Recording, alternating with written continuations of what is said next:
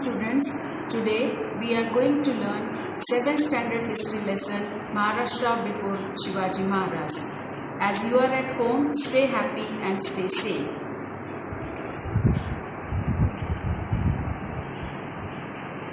At the beginning of the 17th century CE, most of the territory in Maharashtra was under the control of Nizam Shah of Ahmednagar and Adil Shah of Bijapur. The Mughals had entered Khandesh. Their objective was to expand their power in the south. There were settlements of Siddhi people who had come from Africa along the coastline of Konkan. The competition and conflict among the Portuguese, the British, the French and the Dutch who had come from Europe was getting intense during this period. There was stiff competition among them to capture the markets for trade. The Portuguese had already established their rule in Goa and Vasai on the western coastline. The British, the Dutch and the French had found an entry through the medium of trading companies by setting up factories. All these powers assessed the strength of other powers, kept themselves safe and tried to dominate as much as possible. This conflict had created instability and insecurity in Maharashtra. These different people from Europe were called Topkar on the basis of their customary headgear. Children, we are studying history of 17th century. The rulers were Nizam Shah of Ahmednagar and Adil Shah of Bijapur. And Mughals have started entering in the area near Khandesh. Khandesh means present Dhule and Jalgaon district. And what was their purpose? To expand their power in the south. Mughal came here to have their power in the south. And there were settlements of Siddhi people who had come from Africa along the coastline of Konkan. The competition and quarrels among the Portuguese, the British, the French and the Dutch who had come from Europe was getting intense more and more during this period. Portuguese were from Portugal, British came from England, French came from France, Dutch came from Holland. And there was stiff rivalry, hard competition amongst them to capture the markets for trade. They came here for the purpose of trade, and slowly they started ruling over the native lands of India. The Portuguese had already established their rule in Goa and Vasai on the western coastline. The British, the Dutch and the French had found an entry through the medium of trading companies by setting up factories. All these powers assessed the strength of other powers. They knew that other people are also as strengthy as them. So they were avoiding to have conflict amongst themselves, but they were trying to dominate the natives. This conflict had created instability, unrest in Maharashtra. These different people from Europe were called as Topkar on the basis of their customary headgear. It is necessary to get acquainted with the village, Mauja, Kasbah and Pargana to understand the nature of settlements in that period, as also the officers that formed a link between the rulers and their subjects, and also the markets and the craftsmen. Pargana was made up of many villages. Generally, the headquarters of Pargana was called Kasbah. A village smaller than a Kasbah was called Mauja. Let us get acquainted in brief with village, Kasbah and Pargana respectively. If we want to learn history of that time, then we need to know the system of villages at that particular point of time. Now we will learn about villages. Villages were called as Mauja.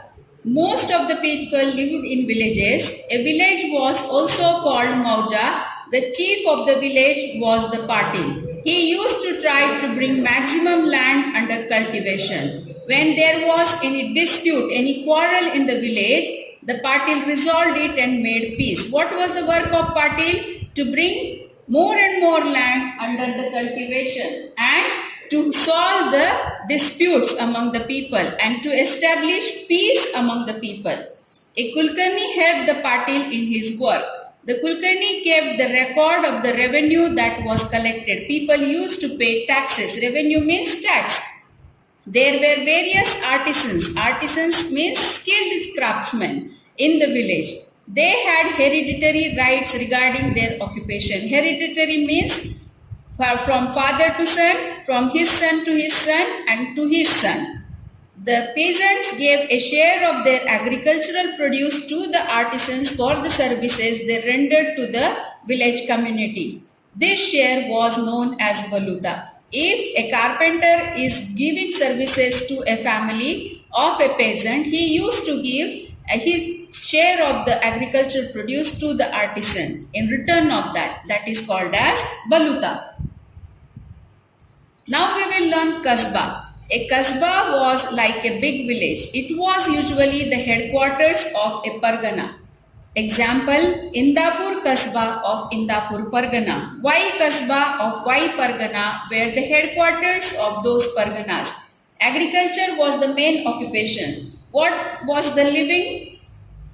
The people used to produce yields in the fields. That was agriculture was the main occupation.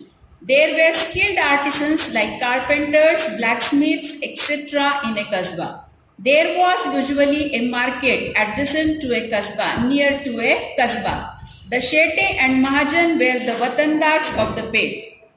Every village did not necessarily have a pet. The setting up of a pet was the job of the Shetes and Mahajans. For that, they received some land from the government and some rights from the villagers. The Mahajan maintained the accounts of the pet.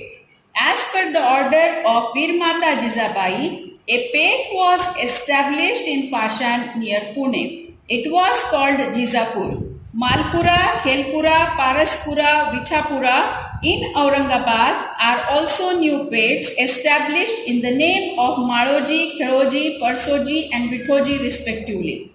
Shivapur adjacent to Khed was a pet established in the name of Shivaji Maharaj. The words Budruk and Khurd are used to show that the two villages are different.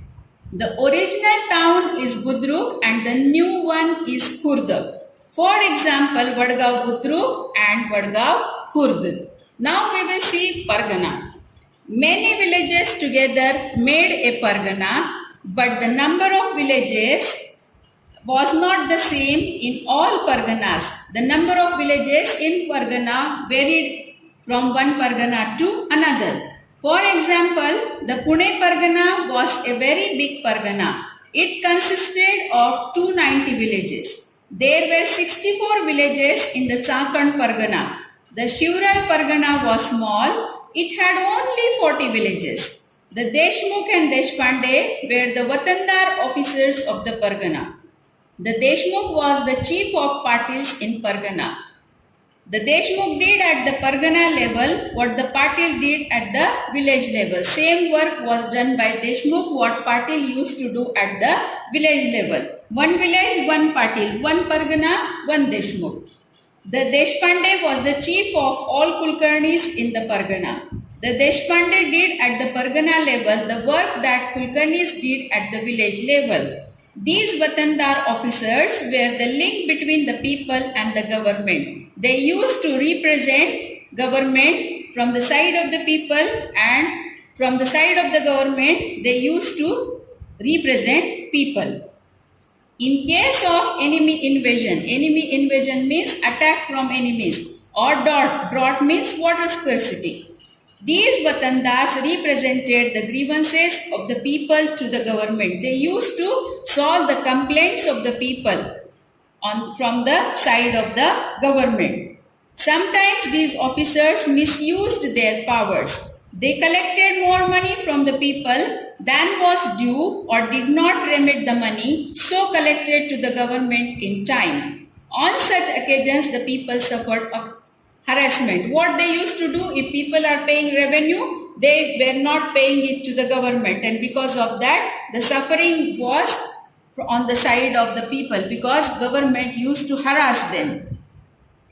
The calamity of a famine. Calamity means disaster, a time of crisis. Famine means drought-like condition, extremely scarce condition. Agriculture was dependent on rainwater. If it did not rain, crops would fail. Everybody knows that agriculture needs rain. If there is no rain, there will not be any produce. So who will suffer? Farmers will suffer, and they will not able to pay the taxes. It became difficult for the people to get food grains and other things. If there is no rain, if there is drought, there was no fodder for the cattle. Farmers used to rear cattle. Cattle means animals, milk animals, animals used in the farming. They need lot of food. That food is called as fodder. What is their food? All the food grains, they have leaves and all, that is used as fodder. If no rain, no agriculture. No agriculture, no fodder for the cattle. That water became scarce. It became difficult for people to live in the village. They were forced to leave the village. A famine was a great calamity for the people. If there is no water in the village, they used to leave the village. Without water, nobody can survive. So farmers used to leave the villages during the time of famine. A great famine occurred in Maharashtra in 1630 CE. People were greatly distressed due to this famine. It has been described in these words, people were ready to sell themselves for a piece of bhakri, but there was nobody to buy them. The conditions were so adverse that people were ready to sell themselves for a piece of bhakri, but no one had money and no one was ready to buy them because people were not useful at the time of crisis. What was important? Food was very, very important. There was a severe lot of scarcity of food grains. Entire families were destroyed. Cattle and farm animals died because of no water, no food. Agriculture was devastated, ruined completely. No agriculture was in state. The famine put an end to industries. All financial transactions came to a standstill. There was no transaction in the society. Everything has completely stopped. People had to wander to faraway regions in search of a livelihood. People were roaming from one place to another in search of livelihood, in search of water, in search of food, in search of work, whatever was possible to earn a livelihood. They have left all the villages. No one was there in the villages where there was scarcity of all these things. It was a great challenge to bring back to normalcy the devastated life of people. The life of people was completely ruined, and there was a great problem faced by the government to bring back the normal life for the people. And in the wake of all this adverse condition of the society, we will study what work the Warkari movement has done for the sake of society. Everybody was very, very sad. Miserable condition was there in the society. Society was greatly influenced by blind beliefs and rituals. What are these blind beliefs? All superstitions and the rituals which are followed by the people without rationalizing. People had become fatalistic and inert. Fatalistic, deadly beliefs, and inert means unable to move from dormant traditions. They had lost all initiative. The condition of the common people was miserable. The condition of the people in the society was very bad. In such circumstances, in such type of situation, the saints in Maharashtra endeavored to inspire the masses. And now there was somebody who will tell people to come out of all these adverse conditions. Then who came forward? Saints in Maharashtra. They took lot of efforts to inspire the people in the society from the grief, sadness to come out of all these things. In Maharashtra, the tradition of saints, which began with Sant Jnaneshwar and Sant Namdev, which began with Sant Jnaneshwar and Sant Namdev, was carried on by saints coming from various strata of the society, different classes of the society, no matter where it is upper class, middle class or lower class. All stratas have given one say to the society. People from all strata of society were part of the Santa tradition. For example, Sant Chokhamela, Sant Goroba, Sant Sena, Sant Sauta, Sant Narahari, Sant Sheikh Mohammed, etc. Sant Chokhoba's wife, Sant Soirabai, and sister Sant Nirmalabai, Sant Muktabai, Sant Janabai, Sant Kanopatra, Sant Bahinabai Sirukar, and other women were also among them. Pandharpur was at the center of the Sant movement. Vitthal was the object of their worship. On the banks of the river Chandrabhaga at Pandharpur, the saints and pilgrims used to rejoice in their devotion. Their equality was propagated through bhajans, kirtans, and unity meals. All they have started their work at the center place, that was Pandharpur. They had wanted to spread the equality in the society, and the means were bhajans and kirtans and kala. They wanted to consider everyone in the society as equal. And all these saints, they have taken initiative, they have done lot of efforts to bring all people out of the grievances from which they were suffering. We'll see Sant Namdev's work. He was a great saint of the Warkari movement. He was a skilled organizer. He performed excellent kirtans as well. He awakened the sense of equality in men and women belonging to all castes through the medium of kirtans.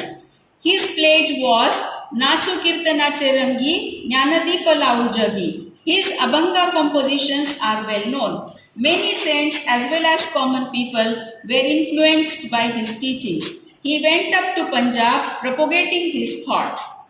His compositions are included in the Guru Granth Sahib of Sikhs. He propagated the message of Bhagavad religion in all quarters. He built a memorial to Sant Chokhamela at Pandharpur. His work is unforgettable. We all are aware that during Ashadi Ekadashi, many people go and visit Pandharpur. They pay homage at Vithobaraya.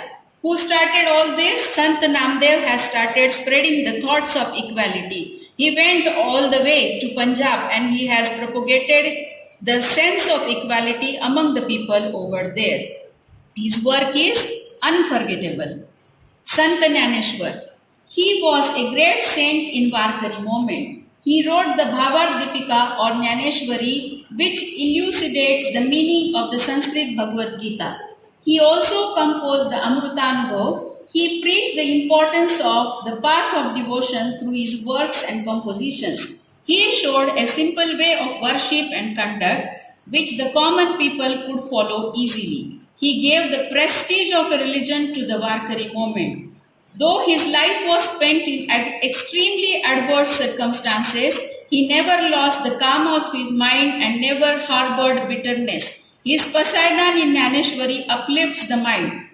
The poetic compositions of his brothers, Sant Nivruttinath and Sant Sopandev and Sister Muktabai are well known. He never kept anything bitter in his mind. He gave prestige to the Warkari religion. His sister and brothers, they had also made poetic compositions, which were telling Warkari movement in their poetic compositions. We all know that here there is one place in Nagar district, Nevasa. He has written Jnaneshwari over there. He used to stay there and he has died in very young age. Now we will see Sant Eknath. He was a great saint of the Bhakti movement in Maharashtra. His compositions are many and diverse. He has written various poetic devices. They include Abhanga, Gaulan, Bharud, etc. He has stated Bhagavad Dharma in detail and in a simple manner. He has portrayed people's life in Bhavartha Ramayana through the story of Ram. He has portrayed Ramayana in the Bhavartha Ramayana.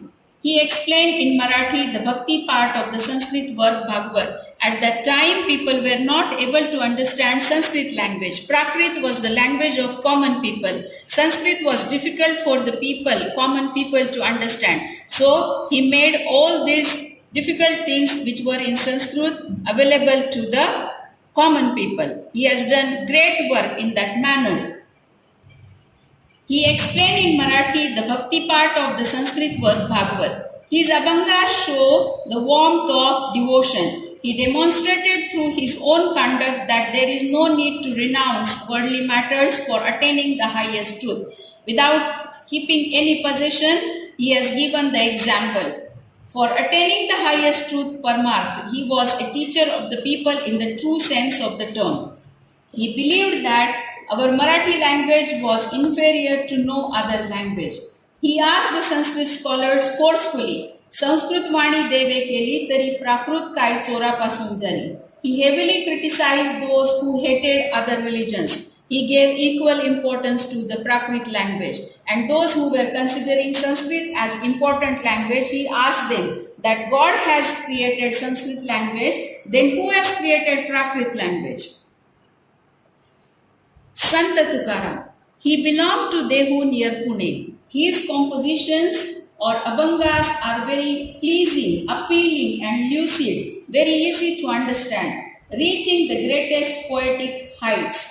His Gatha is a precious treasure of the Marathi language. He has written Gatha and that is very important part of literature. He asked us to find the God by showing love to the unhappy and the tormented who has suffered mentally and physically. In the following lines, जे कारंजले गांजले त्यासी म्हणे जो आपुले तोची साधू ओळखावा देव तेथेची जाणवा. With this viewpoint, he threw in the river Indrayani the documents of the loans that people had borrowed from him and freed many poor families from the bonds of loan. It all tells that he was not a greedy person. Whatever money he distributed it among the poor people, and whatever money he had gave on the loan, he waived it off. He criticized the hypocrisy and superstition in the society in very strong terms. He stressed that devotion should be coupled with morality. They should go hand in hand.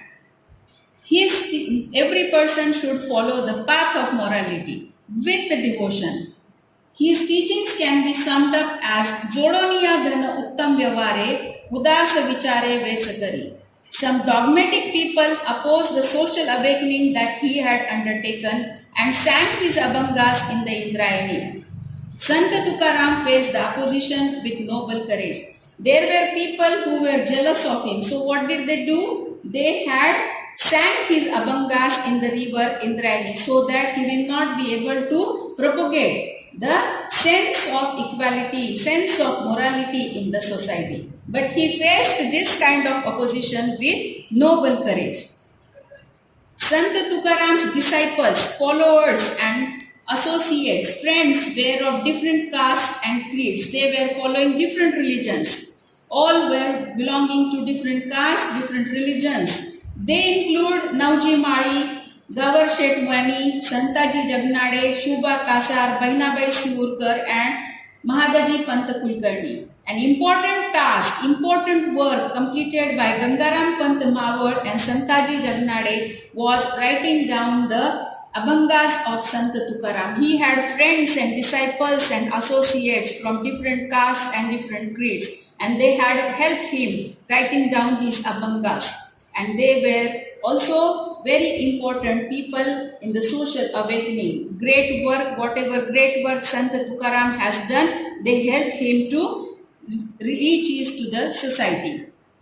Work of saints. Saints gave the message of equality to people. They taught humanity.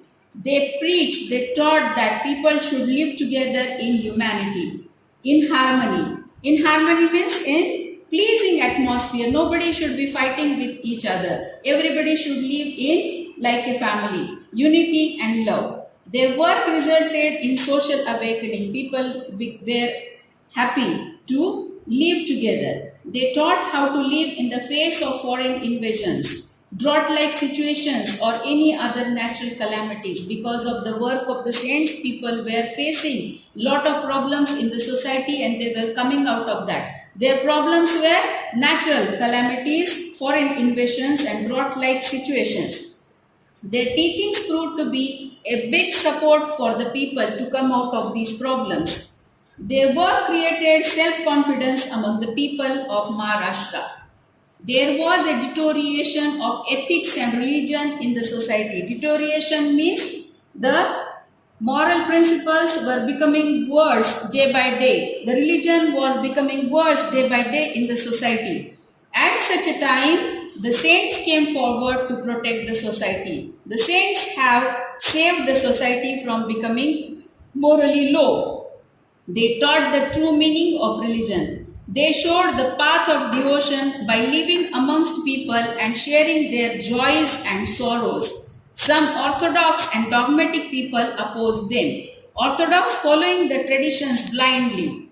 But the saints believed that facing this opposition was a part of their duty. They did not suffer because of that, but actually they faced the problem of orthodox people. Saint Tukaram has explained the mark of a true saint in this work.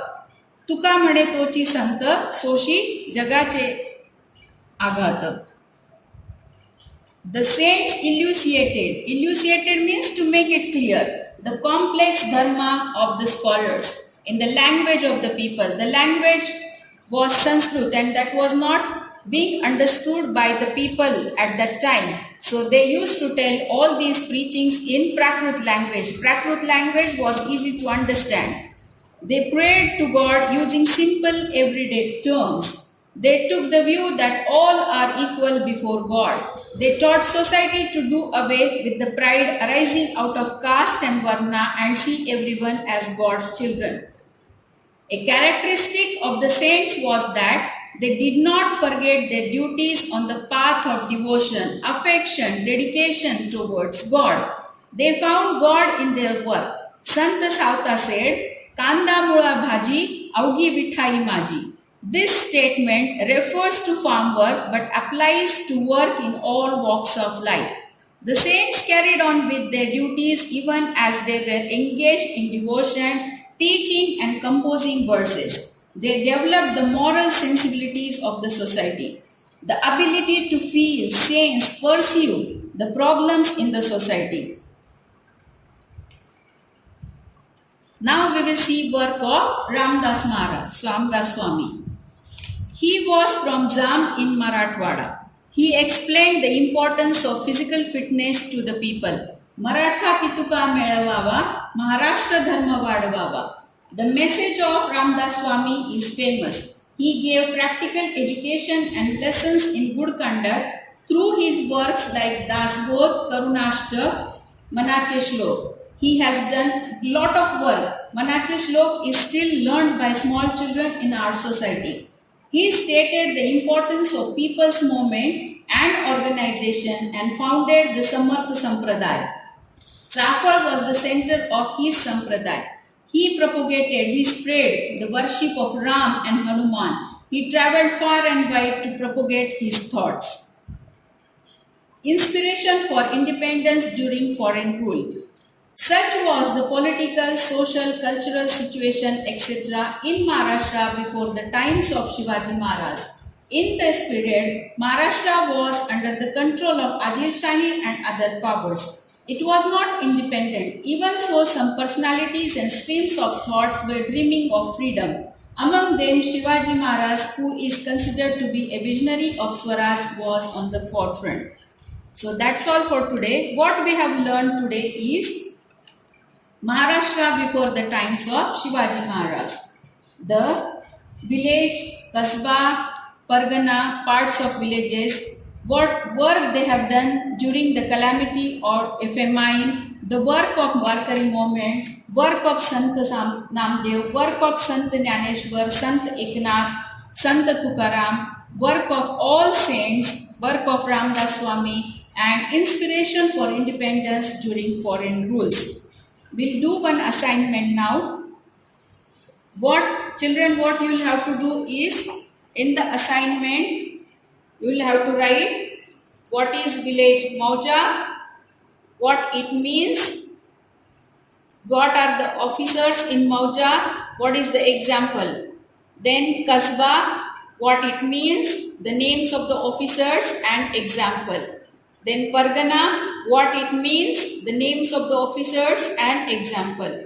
Then you will have to write the meaning of Budru, Balud and Watan.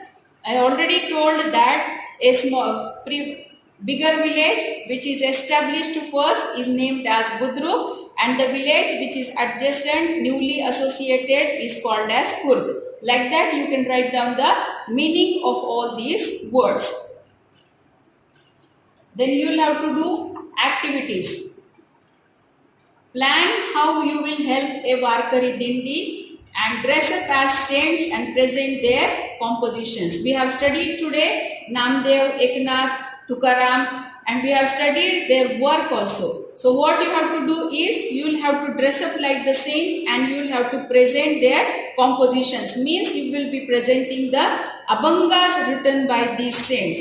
All these Abhangas have come in the lesson. You will have to gather more information about the saints from the internet and then you can dress up like them and you can present the Abhangas. That's all for today. Thanks everyone.